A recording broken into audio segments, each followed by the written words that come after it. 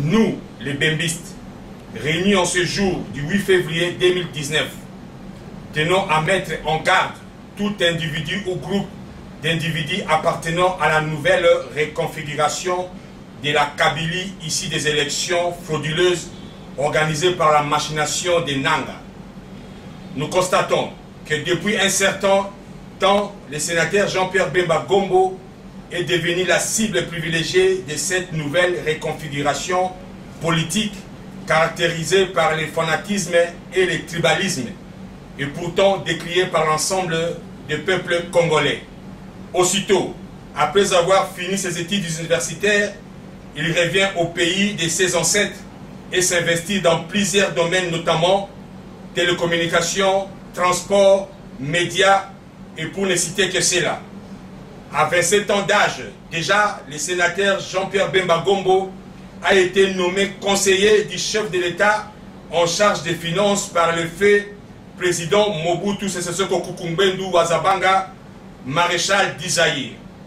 En 1998, face aux dérives du régime totalitaire de l'AFDEL, à 36 ans, Jean-Pierre Bemba Gombo, soucié de son pays, abandonnant sa vie de bourgeoisie qui l'entourait, décida de quitter la luxure pour la forêt afin de mener une résistance pour la libération du peuple congolais, ainsi que l'espace politique privatisé par les régimes afdéliens. De ces combats sont ici plusieurs négociations de Lusaka à Sun City qui aboutissent à une période de transition de 3 ans et aux premières élections multipartites du pays. Durant les 3 années de transition dont il était vice-président en charge de l'économie et finances, il maîtrisa l'économie et les finances d'un pays post-conflit et stabilisa la monnaie pour une première fois dans l'histoire du Congo. Il facilita les débuts au processus de négociation du point d'achèvement de l'initiative des pays pauvres et très endettés.